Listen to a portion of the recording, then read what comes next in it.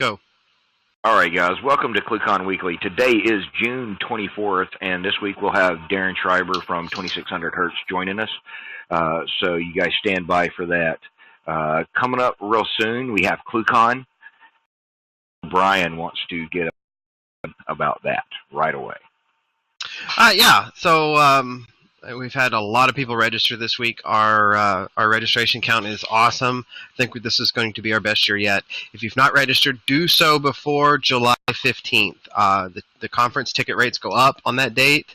That is also the hotel rooms. If you wait until after the 15th and need a hotel room, I will be required to help you secure that. So please. Don't wait. Let's get that done. If you happen to wait due to company policy or anything, by all means, call me. I'll do my best to help you guys out. I think that's pretty much it, guys. Well, and go ahead, Ken. You might want to talk about those roundtables that we're having, Brian. Yeah, I sent. We do have on Monday, we have an ORTC roundtable. On Tuesday, we have the security, or not Monday. Tuesday, we have the ORTC. Wednesday, we have the security roundtable. And Thursday, we have the free. So there's more information about who's going to be involved in those coming out very soon. We have people involved in those roundtables. Yeah, and don't forget the Friday thing that we don't have. I don't think we put out all the information for you yet, but it is coming. And that's the FreeSWITCH training on Friday, Brian. So, yes, we're going to be doing, Darren and I have already discussed this. It's going to be deploying FreeSWITCH, WebRTC, Verto, and the video support in FreeSWITCH. That's kind of the borderline of what you can pack in a single day, but it's going to be very informational. So that on ClueCon.com as well. So if you guys have any questions about that, there will be another email either later this week or that has a little more details about that. So don't hesitate to call any additional questions. It was packed last year, so you'll have to see how many people. Yeah, so you definitely want to register for that sooner than later because, I mean, there was almost standing room only last year. So make sure that you get that registration in sooner than later so we can plan for the appropriate amount of people there. So, and if you haven't registered for ClueCon, go to ClueCon.com and get in there. Also, don't forget to follow us on Twitter at ClueCon. As we get closer to the conference, there will be more and more updates coming across that Twitter feed there, including we'll also use that for any last-minute schedule updates, reminders, who's coming up on stage, that kind of stuff. So you want to follow us there. And, so get ready for it, guys. This one is, what is this, the 11th ClueCon, Brian? Starting a new decade. And so you guys come on, help us make it the best ClueCon ever. And it is always a good time. Anyway, moving right along, Kathleen, how are you doing this morning? I'm doing pretty well. A busy week last week. 94 commits go in. We saw mod local stream, got some video support. There was a function added to enable debug information for Opus payload, and then a security issue, an update to the documentation concerning the formatting of some of the common names and things. The documentation and examples for that was updated, and there was an error level output added to TLS verify policy. That way it won't break old misconfigured variations. So yeah, kind of crazy stuff that went in for the week. Yeah, I want to touch on that local stream video support real quick, guys. What that means is video on hold. So instead of just music, you can actually have video and everything else. So you can, for where you're doing those calls like this here in the conference bridge, if there's only one of you here, you can actually have a video playing. Or if you're doing an IVR, you can have a video IVR now off the local stream. So it's actually some pretty cool stuff there. And so you guys want to check that out. be sure to follow Kathleen's Week in Review. She posts that on the website at freeswitch.org every week. And there's also alerts on when that's ready to go on Twitter, Facebook, and G+, and all the other various locations. Make sure on social media so you can get those things. So anyway, Darren, how are you doing today, sir? That actually is efficient so that you can distribute the stream to multiple people? Yeah, that's exactly how it works. It's one stream, and then from there, that stream is reflected out to anybody that subscribes to that stream. It works just like the Music on Hold stuff does. In fact, it's just an extension for using the local stream for the Music on Hold. That's just awesome. adding video support. That's super cool. I'm going to have to go play with that now. Thanks for ruining my afternoon. All right, Darren, do you have your screen share up? Sure, we can start that. Let's see. So that should be showing now.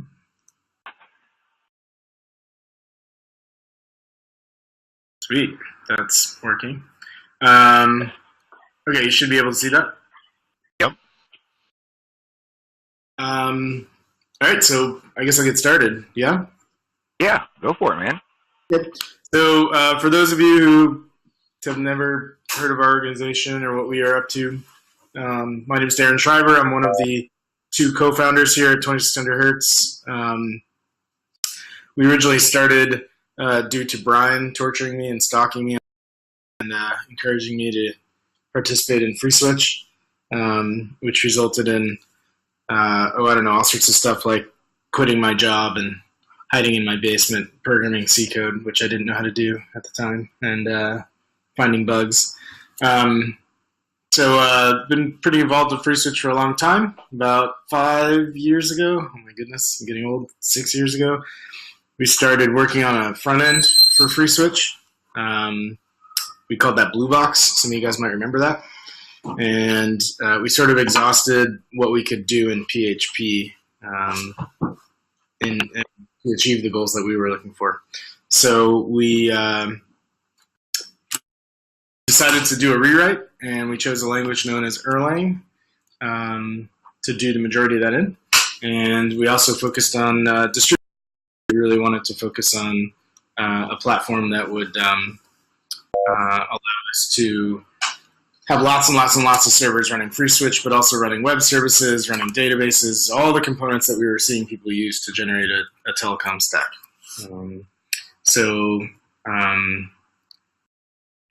That is what became the Kazoo project. And the Kazoo project has kind of grown over time. We actually designed it to be an API-based. We just wanted to build a bunch of APIs that made it really simple to set up telecom systems and scale them. And a lot of people wanted a UI that came with it, so we built that as well. And I'll show that on the screen here. Should be using our test server, but that's okay for now. So it looks something like this. The main features that people were kind of excited about were we had a call flow editor, which is like a drag and drop visualization of, let me get into an account that I'm not going to destroy here. So we had a call flow editor, basically allowed you to chain elements together, much like the FreeSWITCH dial plan. You can chain things together, so you could say, I want somebody who's calling extension, 1000 to when they call, it's gonna, oops, somebody already chose that. File, and then I would upload a file here, and then it's gonna bring a group of, and you do drag and drop to specify which people. And then if nobody answers, it's going to go, let's say, to a menu, actually. And then you could have a menu play. And from the menu, you could have an option to go to voicemail or maybe an option to go to somewhere else. And it was just really easy. It was visual. People understood it for the most part. I won't call it 100% intuitive, but it was pretty good. So that's what we've been up to for probably the better part of 5 years now, is building both the back end and the front end pieces to support this. We announced at Kazoo at ClueCon, actually. I think we announced last year. Well, 2 years ago we announced that we were starting on a rewrite. Last year we announced that we had mostly completed that rewrite of the front end UI. This, what you're looking at here, while very pretty and very functional, actually was not easy. And so I could give this to like people who are probably in this conference bridge, and they'd figure out exactly how to do it.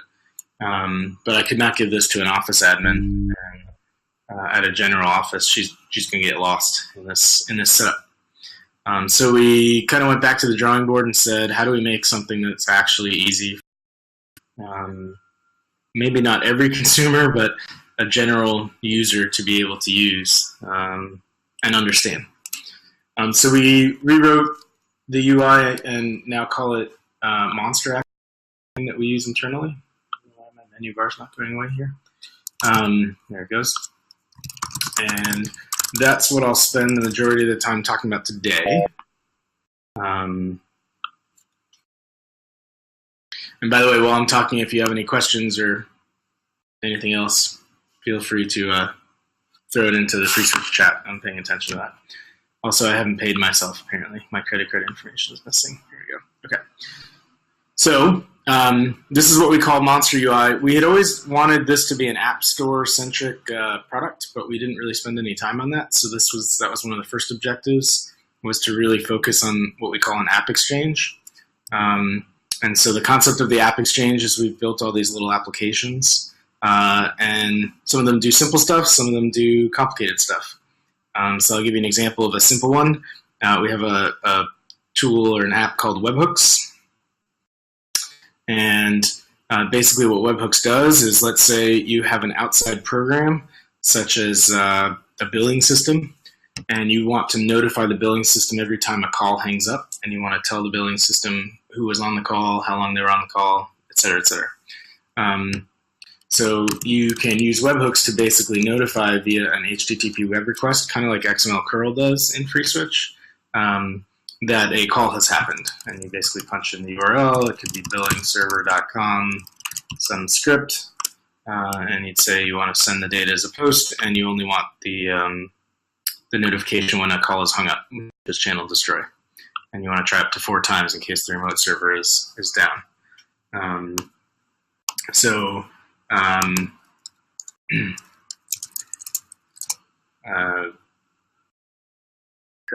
Hold on a second. So this is what would be what you do. You create the webhook. I don't actually want to put this in our master account, so I'm not going to save this.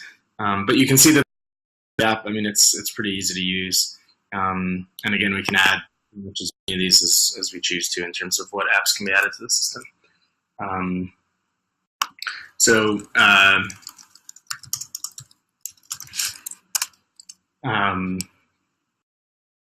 This would be one of the apps.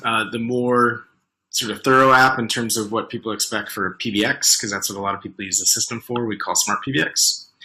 And that is a tool that basically you go in. Let me actually pause for 1 second and change direction. This is a multi-tenant system, so there are and so we can hop into, for example, and it's multi-tiered, so we can go into the QA account that we have, and then I can look at the sub-accounts in there, and I'll make an account real quick. We'll call it ClueCon demo, free demo. And there is a billing system in our built into the backend, so you can actually so that's one of the options available here. It has limits, and you can limit how many calls someone can make, and it does international and billing and so on and so forth. But for the sake of this demo, I'm just going to cruise through here, create a new account, and then once I've created the account, we'll be able to play with Smart PBX without breaking our production system here.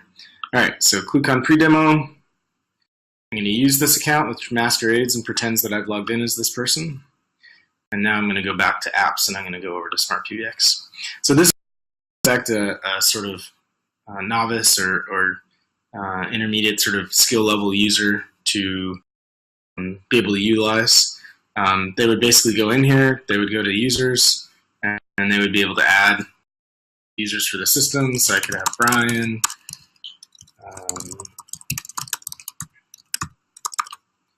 and I could add let's see, I could add Ken.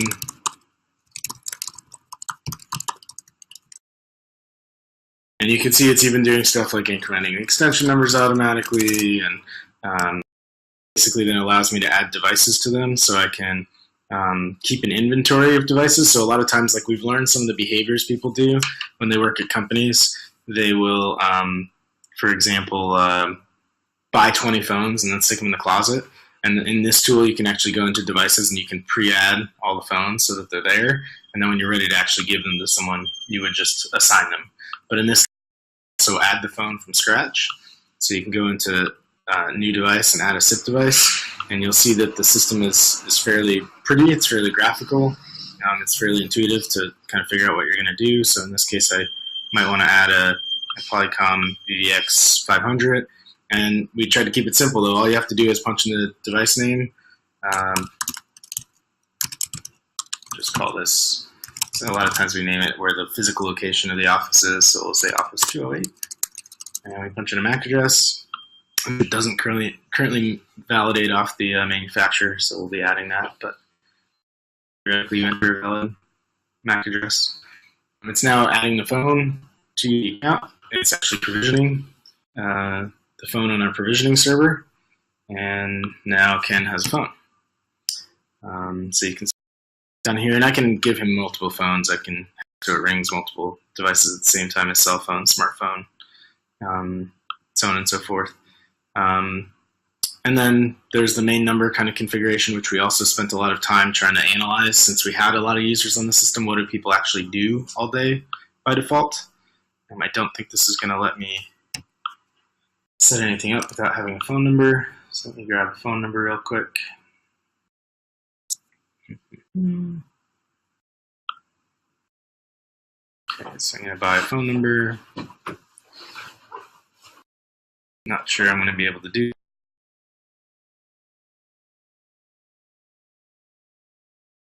You could at least give me $10,000 of credit there. It says the number's been purchased. Okay, so the number was purchased and added, and now you'll see a bunch more tabs show up. We kind of tried to target the most common scenarios. So most people have, and they're open from say 9 to 5, and then closed on Saturday, Sunday.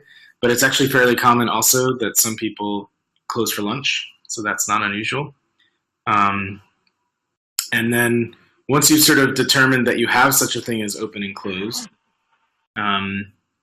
you can go down to the call handling, and you can say when I'm open, I want this to happen. I want the call to come into a menu over, or I want all calls to ring Brian because he's a slacker and he should get to work, right? So fine, then all calls will now go to Brian. But at lunch, I don't know, maybe Ken doesn't eat lunch, and then after hours, we just want it to go to the menu. So we can kind of set that pretty easily, and then if we wanted to program said virtual receptionist, we can do things like press 1 for sales and 2 for something else, and so on and so forth. So this has generally been more intuitive for most people to figure out how.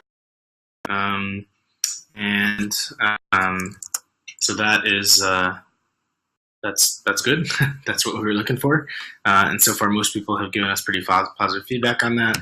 You can also, have the computer generated greeting. Thanks for calling ClueCon. Thanks for totally attend ClueCon. Right, and then it's going to generate that file and go from there. What are you guys using for TTS there, Darren?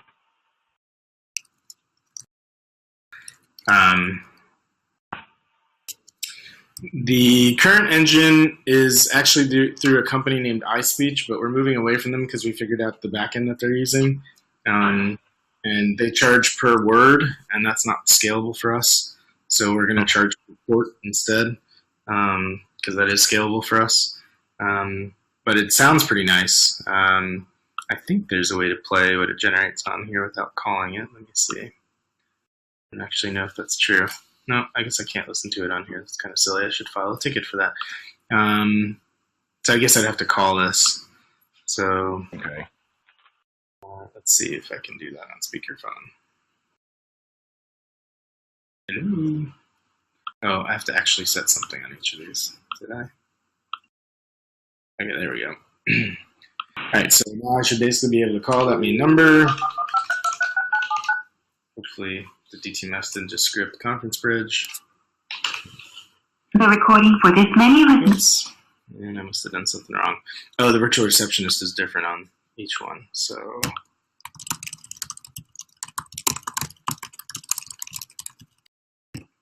put in another greeting there.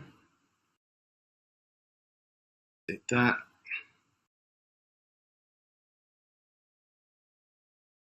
And we'll save it. And we'll redial here. So I'm just dialing via a phone that's sitting next to me. Hopefully you can hear that. You should totally attend ClueCon. It's required, actually.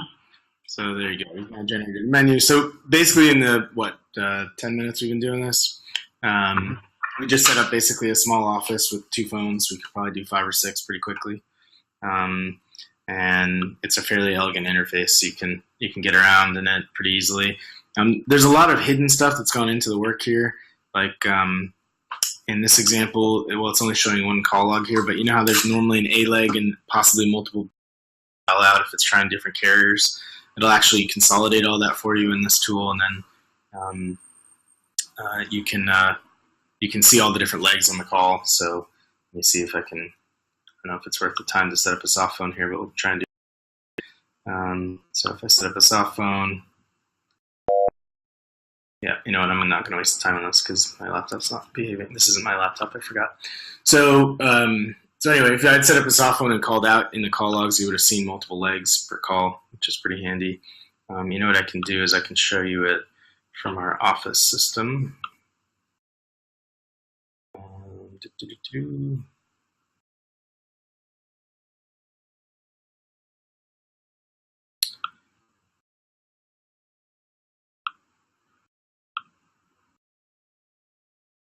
So this is an example of a built-out system, and you can see like this is Ricky. He made a phone call out to someone, and you can actually see the leg on it so that you can figure out what happened.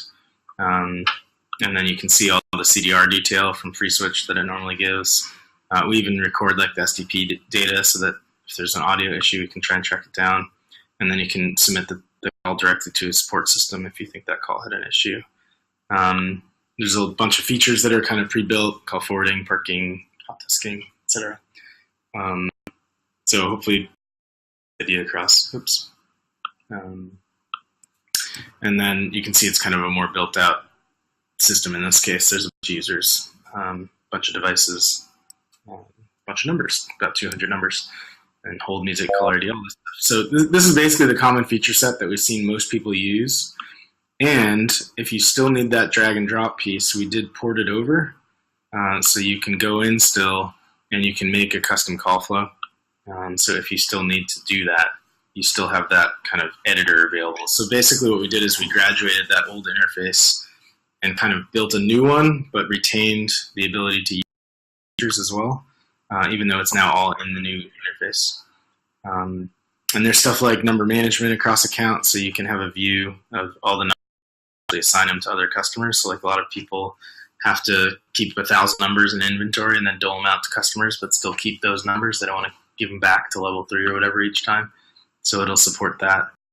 We did provisioning.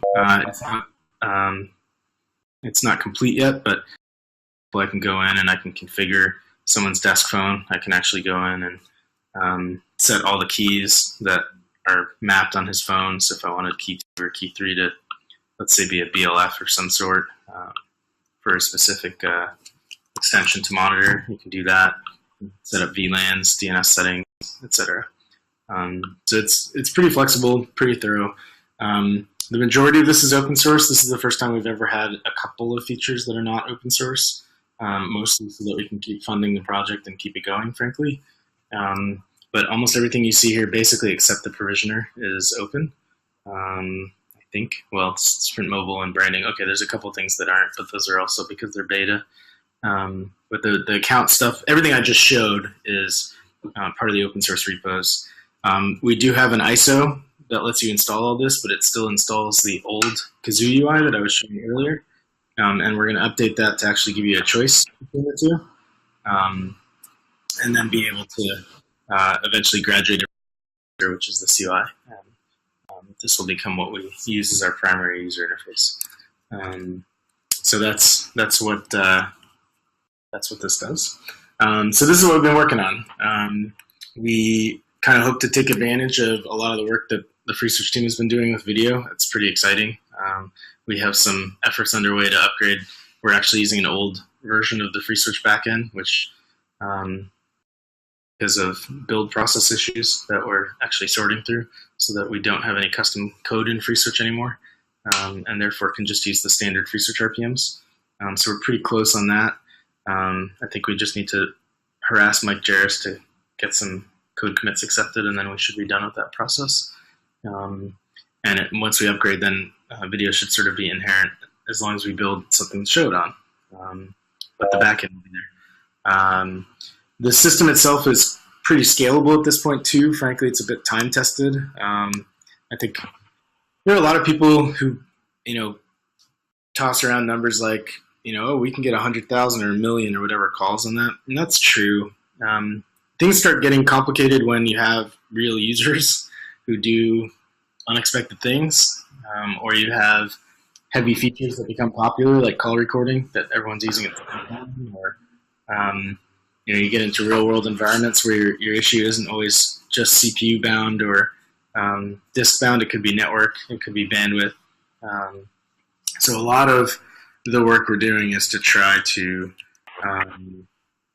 deal with real-world scenarios in a sort of automatic fashion, if you would. I don't know what else to call it. The goal is to basically be able to set this up and set a few servers up and scale up to, our target is probably lower than most people talk about. It's real world usage. We probably want to be able to fit about 25 to 50,000 calls on 2 or 3 boxes, and have that in a completely redundant manner, including the web interface, including the APIs, including the backend, etc. Your hard drive should be able to fail. It shouldn't matter. The whole system should basically be resilient to the majority of failures. And we're pretty close on that at this point. Basically, when people have issues, we pretty much know what they are. So that's the big work that's secretly under the hood in all this, is the resiliency of the platform.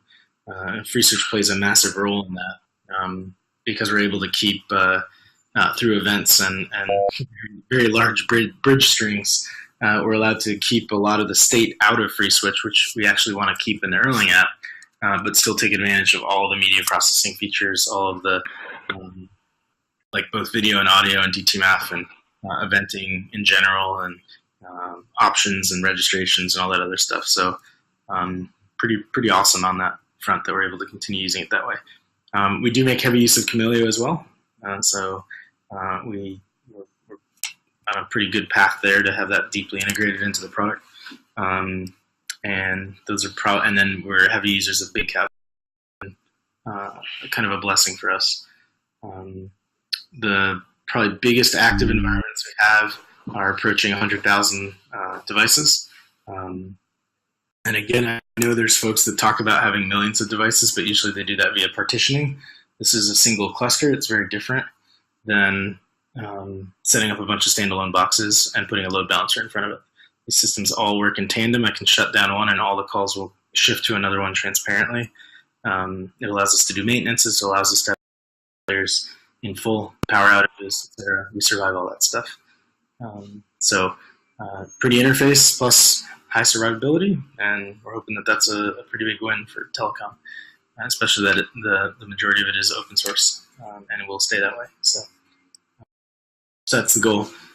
This year, what we're up to, we have a lot of people now using the platform and starting to contribute code or applications to it. We're trying to figure out how to flesh out this app store concept so that people can put their own work into it, possibly sell it or open source it through a sort of marketplace. So that's high on our radar. And then call center and video conferencing are also higher on our radar right now. And then continuing to find bugs, because there are never bugs that people find. So I think that's pretty much what I was planning to go over. I don't know if there's questions or other things that people want to see or ask about. Guys, if you have questions, you can either ask 0 to unmute or toggle mute in your browser, or ask in either the HIP chat or IRC channel.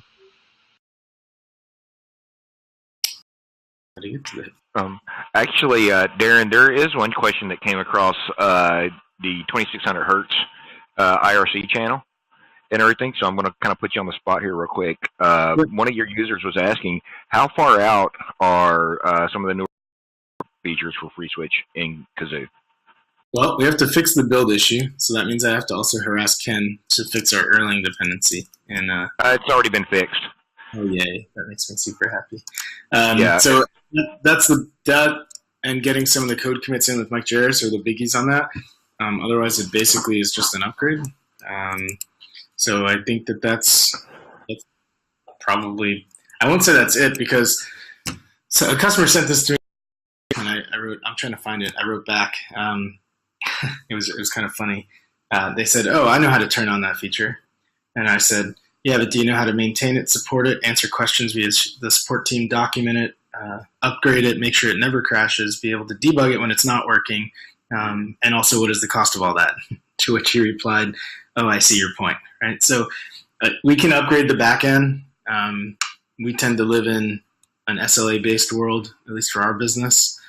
So we try to not be short-sighted about the difference between done and done.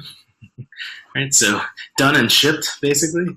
I would say that once we upgrade to the back end of FreeSWITCH, so that it supports video, I would call it alpha, and a bit, you'd be able to tinker with it. We'd frankly probably wait 3 to 6 months, even though that seems like a long time, so that we can beat on it and have people actually play with it. And once we went through that, and we hopefully collected some common questions and some documentation, we kind of figure out how to ship it. And then there's always the UI component, which is something, fortunately, I don't know which, but I think unfortunately, people base a lot of their, it looks both on if it's pretty and easy to use, quick to log into, functional, secure. Right. Anyway, well, I don't even care about security, actually. I take that back. I care about security after the fact. But the ease of use factor is quite high in terms of people's attention when they first try something out. So we learn not to ship something even if people are begging for it, if it's not pretty easy for people to use. Otherwise, they just complain about it. They don't want to try it again. So yeah, so I get that. Upgrading the video will be part A, part 1, and then all of those other things will be, what we focus on to actually ship it. Does that answer that question? Yeah, I think it does. And a hint that I will give you, and I just sent you the link in IRC. We'll be announcing this here in a few minutes. We actually are in the process of finishing up since RPMs. Nice. So you might want to check those out if you guys are headed for 7 in the near future.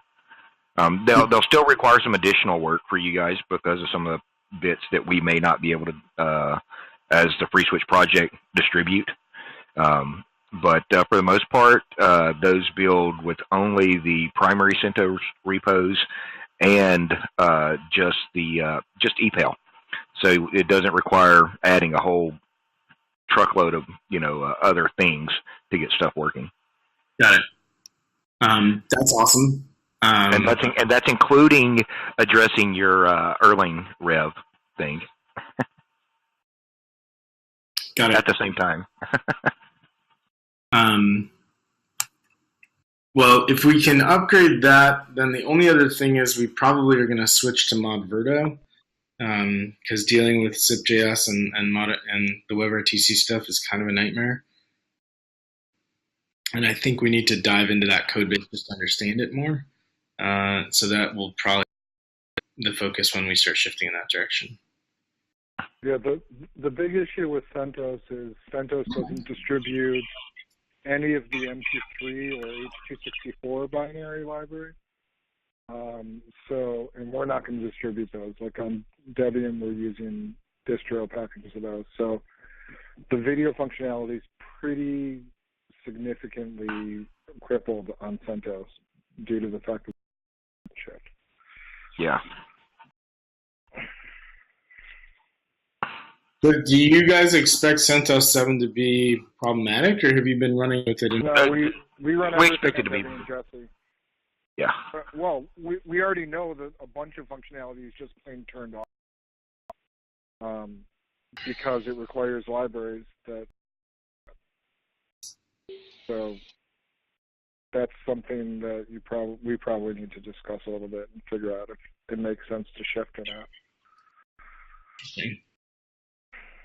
Well, we're going to have a big project to go upgrade all the 7 anyway, because that's not, unfortunately, that trivial. Well, but then changing platforms may at least be on the table for discussion, because it may make more sense to change to Debian-based instead than to spend a lot of work getting to something that doesn't work right, because that's likely what's going to happen with CentOS. Got it. So I'll talk with you offline about it. Thanks, Mike. No problem. Yeah. I think a lot of that, I think a lot of that is just due to the, like Mike said, the dependencies are readily available in Deb 7, where they're kind of missing in CentOS. But so now, while we still got everybody here, does anybody have any more questions for Darren before he has to get out of here and go back to work?